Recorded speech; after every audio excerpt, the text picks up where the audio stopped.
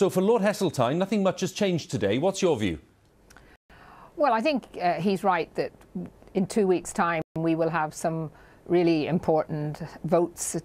Tomorrow looks like there's not going to be much now that is actually meaningful. Obviously, the leader of the opposition will put down the Labour Brexit position. That is unlikely to get through.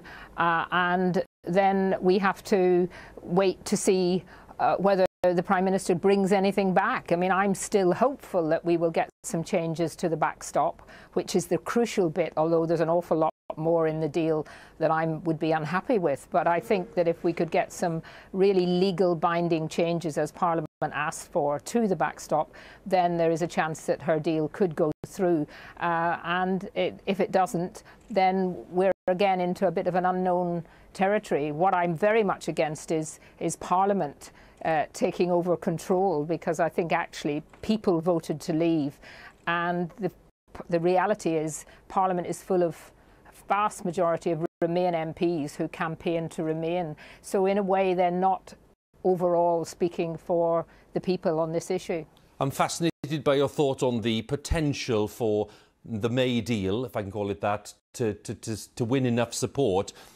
Why do you feel that? There's been absolutely no sign, even in recent days, that the kind of changes people want are going to be on offer.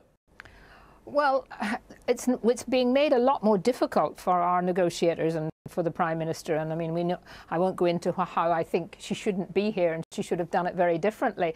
But it is made more difficult because the EU are sitting there knowing that there are a lot of MPs who actually want to have a second referendum and who want to stop Brexit, and therefore they hope that by delaying and delaying, the more people will move towards what the EU has always done in these kind of situations, tried to get a second referendum. And it's that I think Parliament at the moment, certainly there is not a majority for another referendum, but I still do believe that it's not in the EU's interest to have us going out on WTO terms.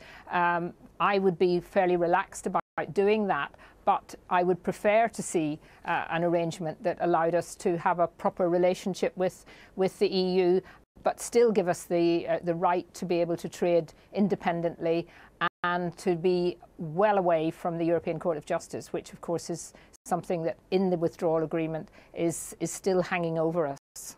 Just to take you through a few of the steps, as I did to previous guests, if we assume, I know it's a big assumption and I know it's going against what you've just said, if we assume that the Prime Minister can't get a deal through, we're then going to be in a position where MPs will vote on a no-deal Brexit. Now, do you expect the House of Commons to just simply say no to that?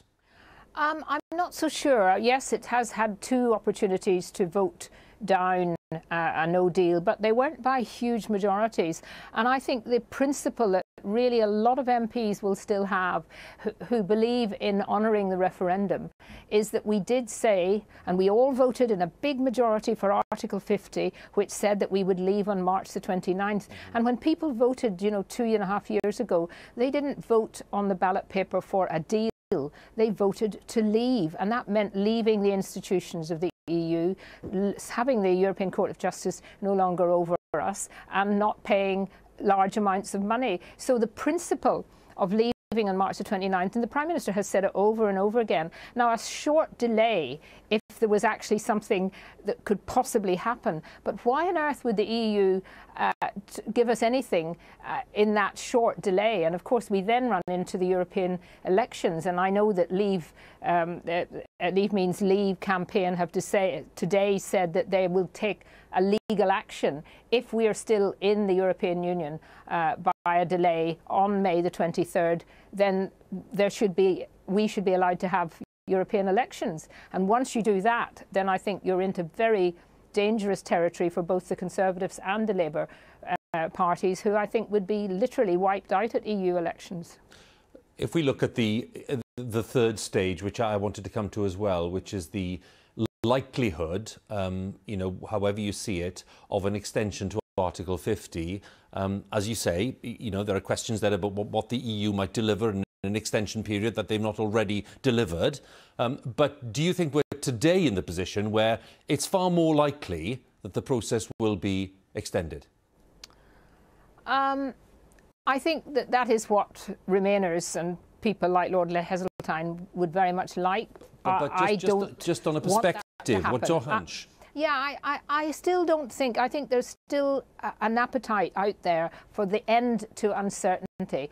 And the longer we delay, the more uncertainty and the worse it is for business. And that's why, you know, the idea of a second referendum would just be so ridiculous, because it would take months to get the legislation through. And then all that time we're in an uncertain position. So I would not, if I was a betting person, which I'm not, I would not at this stage bet on Article 50 being extended. Kate Hoey, interesting to talk to you. Thank you very much.